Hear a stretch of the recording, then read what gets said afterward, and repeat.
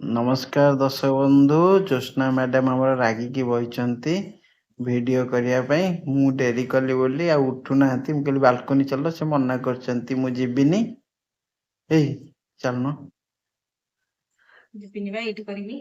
Eight video करिवो आ उठिबनी फेविक्विक लागि जाइछ पुरा ନାଇଁ ଉଠୁନି ଏଇଟା ପଛଆଡୁ ଜମା। ନମସ୍କାର ଦର୍ଶକ ବନ୍ଧୁ ଜୟ ଜଗନ୍ନାଥ। କେମିତି तमे ଅଛନ୍ତି? याडी की टिके आसो एइडी आसो ନା ମୁଁ ଏଇଠି ବସିବି।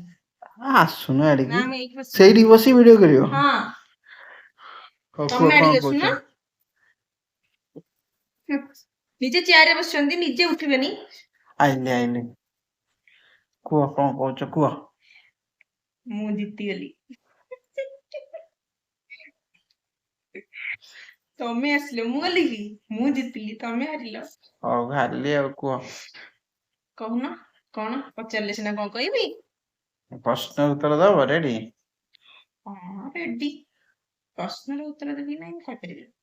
आउछ के बच्चा सीधा बसनो ମୁଁ ବୁଢୀ ଲୋକଟା ତ ହେଲା। ଆଉଜି କି ବଇଛନ୍ତି ମୁଁ ଆସିବି ହଉ ସେ କେଉଁ କାର ଯାହାର ଚକ ନଥାଏ ଚକ ନଥାଏ କାରରେ ଚକ ନଥିବ ନା ଆଉ କାର କେମିତି ହବ? ସବୁ ଗାଡିରେ ଚକ ଥିବ।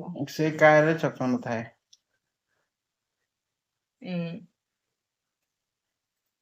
କୋଉ କାରରେ ବଢିଆ ପ୍ରଶ୍ନ ଏଟା କୋଉ କାରରେ ଚକ ନଥିବ?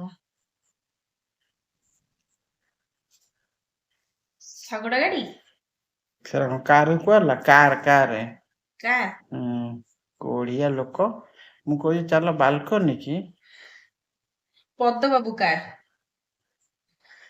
ନାଇଁ ସେ କାର କୁହ ସେ ତାଙ୍କ ସେ ଗାଡିର କୁ ଗାଡି କି କାର କୁହାଯାଏ ମାନେ କାର ଲାଷ୍ଟ କୁ କାର କୋଢିଆ ଲୋକଟା କହିଲ କାହାକୁ କହିଲ? କାହାକୁ କହିଲ? ତମକୁ କହିଲି ପୁଣି କ୍ୟାମେରା ଆଗରେ ଆଉ ମୁଁ ତମକୁ କହୁଛି ଚାଲ ବାଲକନି ଚାଲ ଆଚ୍ଛା ହଉ ଠିକ ଅଛି। ଦର୍ଶକ ବନ୍ଧୁ ମୋ ସ୍ଵାମୀ ମତେ କହିଲେ ଯୋଉ ୱାର୍ଡ ଟା କେତେ ଦୂର ଠିକ ଆପଣ ମାନେ ଟିକେ କମେଣ୍ଟ ମାଧ୍ୟମରେ ଜଣେଇବେ ତ। ଯଦି ମୁଁ ସେଇଆ ତାହେଲେ ଖାଇବାକୁ ଦଉଛି କିଏ? ତାଙ୍କର ସଫାସଫି କରୁଛି କିଏ? ଘରର ଯୋଉ ଯତ୍ନ ନଉଛି କିଏ? ତାଙ୍କୁ କାମରେ ହେଲ୍ପ କରୁଛି କିଏ? ଏଇନା ବହେ ବସିକି ଆଇରନ୍ କରିକି ଆସିଲି ତାଙ୍କରି ଆଉ ତାଙ୍କ ପୁଅ ଝିଅର। ମୁଁ ଯଦି ସେଇଆ ତାହେଲେ କରୁଛି କେମିତି? ରାଗ ଲାଗିବନି? ହଉ ଠିକ ଅଛି ଆଉ ମୁଁ ମୋ ସ୍ତ୍ରୀ କି ଫୋନ କରି ଡାକିବି ସେ ମୋର ମୋ ପୁଅ ଝିଅର କରିବ ମୋ ଭଳିଆ କି କରିବେନି।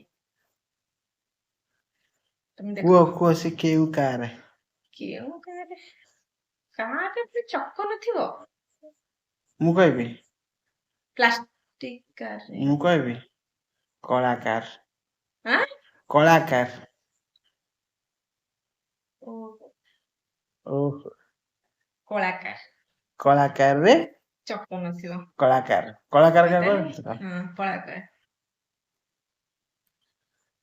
ସେ କିଏ ଯିଏ ଗୋଟେ ପଟକୁ ଢଳିକି ସେମିତି ଛିଡା ହେଇପାରିବ ଗୋଟେ ପଟକୁ ଢଳିକି ଛିଡା ହେଇପାରେ ମାଇକେଲ ଜ୍ୟାକ୍ସନ ନା ମାଇକେଲ ଜ୍ୟାକ୍ସନ ନାଇଁ ଏମିତି କଣ ଯାହା ଗୋଟେ ପଟକୁ ଢଳିକି ଛିଡା ହେଇପାରିବ? ସେ କିଏ? ସେ କିଏ? ଆଜି ପ୍ରଶ୍ନରେ ସବୁ କଷ୍ଟ ଲାଗୁଛି ନା? ହଁ ଆଜି ମନକୁ ଲେଖିଛ ବୋଧେ? ମଶା କାମୁଡୁଛନ୍ତି ମଶା ଗୋଟେ ପଟକୁ ଢଳିକି ନା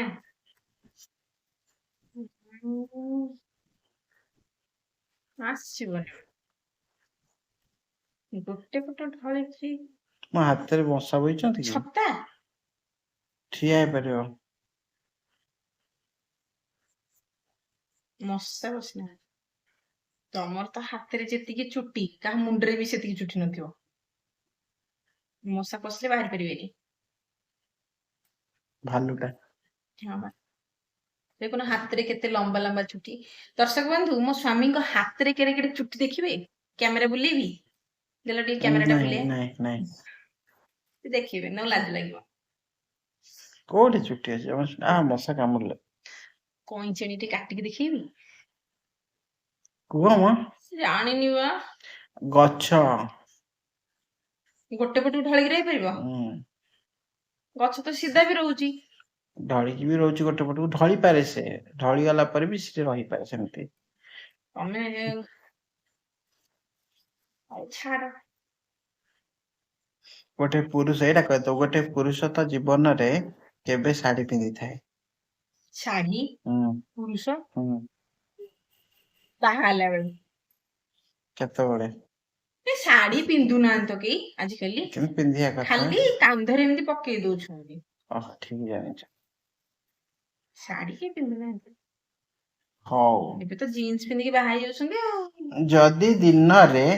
ଯଦି ଦିନର ବିପରୀତ ରାତି, ସକାଳର ବିପରୀତ ସନ୍ଧ୍ୟା, ତେବେ ଆମର ଯୋଉ 4ଟା ବେଳେ କହନ୍ତି ସୁବର୍ଣ୍ଣ ମୁହୂର୍ତ୍ତ, ହୁଁ। ଗୋଲ୍ଡେନ ଟାଇମ, ତାର ବିପରୀତ କଣ? ଭୋର 5ଟା। ନା କୁହ। ପାହାନ୍ତିଆ। ସନ୍ଧ୍ୟାର ବିପରୀତ ବା ପାହାନ୍ତିଆ। ହଁ। ଗୋଲ୍ଡେନ ଟାଇମ ର ବିପରୀତ କଣ? ଗୋଲ୍ଡେନ ର ବିପରୀତ ଟାଇମ? ହୁଁ। ପାହାନ୍ତିଆ ତ କହିଲି, ପୁଣି ଆଉ ସକାଳ ପାହାନ୍ତିଆ ବା କୁହା ହେଲା। ସେ ପାହାନ୍ତିଆ ଟାକୁ ସନ୍ଧ୍ୟା ବେଳର। ହଁ, ଗୋଲ୍ଡେନ ର କଣ ବିପରୀତ କଣ? ଗୋଲ୍ଡେନ ବିପରୀତ କଣ? କଣ କହୁନ? ବ୍ରହ୍ମ ମୁହୂର୍ତ୍ତ। ବ୍ରହ୍ମ ମୁହୂର୍ତ୍ତ। ହୁଁ। ଆଜି କେମିତିକା କୋଶ୍ଚିନ୍ ଲେଖିଛନ୍ତି ଲୋ ମା। ଗଳି ପିଲା। କେତେଟା କୋଶ୍ଚିନ୍ ହେଲା? ସରିଲା, 4ଟା ହେଇଗଲାଣି। ଆଉ ଗୋଟେ ଆଜି ଶେଷ। କଣ ଏତେ ଶୀଘ୍ର? ହୁଁ, ଆଜି କଣ ଏତେ ଶୀଘ୍ର? ତମେ ଗପୁଛ ଆଉ, ତମକୁ ଲାଗୁନି ଆଉ। ହଉ, ଏଇଟା ତମ ଉପରେ ପ୍ରଶ୍ନ। ତମକୁ କୁହା ହବ ତମେ ନ ଖାଇକି ରହିବ, ଆଉ ଗୋଟେ କୁହାହବ ତମେ ମୋବାଇଲ ନ ଧରିକି ରହିବ, ତାହେଲେ କୋଉଟାରେ ତମେ ଅଧିକ ସମୟ ରହିପାରିବ? ନ ଖାଇକି ଅଧିକ ସମୟ ରହିପାରିବ, ନା ମୋବାଇଲ ନ ଧରିକି ଅଧିକ ସମୟ ରହିପାରିବ? ଦିଟା ଭିତରେ? ହୁଁ।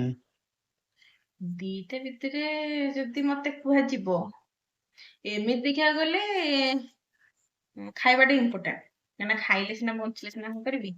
କିନ୍ତୁ ଯଦି କୁହାଯିବ, ତାହେଲେ ମୁଁ ବାଛିବି, କଣ ବାଛିବି ବୋଲି ତମେ ଭାବୁଛ? ତମକୁ ପ୍ରଶ୍ନ ପଚାରିଲେ ମୁଁ କାଇଁ ଭାବିବି? ମୋବାଇଲ। ମାନେ ଖାଇବା ନହେଲେ ଚଳିବ, କିନ୍ତୁ ମୋବାଇଲ ଟା ନିହାତି ଦରକାର। ଦର୍ଶକ ବନ୍ଧୁ ଦେଖନ୍ତୁ, କେମିତି ମୋବାଇଲ ଆଡିକ୍ଟେଡ ଲୋକ ଇଏ। ମୋବାଇଲ ବିନା ରହିବା ଭାରି କଷ୍ଟ, ସତ କଥା। କାହିଁକି ନା ଆଙ୍କୁ ଯଦି ପାଗଳା ବନେଇବାର ଅଛି, ଆଙ୍କ ମୋବାଇଲ ତାଙ୍କଠୁ ଛଡେଇ ନବ, ପାଗଳା ହେଇଯିବେ। ମୁଁ ପାଗଳା ହେବିନି, କିନ୍ତୁ ସମସ୍ତଙ୍କୁ ପାଗଳା କରିଦେବି ଚିଡଚିଡ ବୋଲି।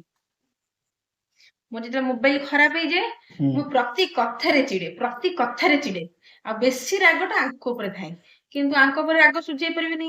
କାହିଁକି ନା କୁହନ୍ତି, ସିଏ ରାଗିଲେ କାଳେ କାଗଜ ପତ୍ର ଲେଖାପଢା କରିଦେବେ, ସେଥିପାଇଁ ମୁଁ ଆଙ୍କ ରାଗଟା ମୋ ପିଲାମାନଙ୍କ ଉପରେ ସାରେ, ଯୋଉଟା କି ଭଲ ନୁହଁ। ହଉ, ଆଜି ସମସ୍ତ ପ୍ରଶ୍ନ ସରିଯାଇଛି। ଦର୍ଶକ ବନ୍ଧୁ, ଆପଣ ମାନେ ଭିଡିଓଟିକୁ ଲାଇକ୍ କରିଦେବେ, କମେଣ୍ଟ କରିବେ, ଆଉ ଯଦି ଭଲ ଲାଗେ ତାହେଲେ ଗୋଟେ ସେୟାର କରିଦେବେ, ଆଉ ଯଦି ବେଶୀ ଭଲ ଲାଗେ ତାହେଲେ ଟିକେ ସବସ୍କ୍ରାଇବ କରିଦେବେ। ତାପରେ ଆଜି ପାଇଁ ଏତିକି, ଆଉ ନମସ୍ତେ। ଭଲରେ ଥାନ୍ତୁ ସମସ୍ତେ।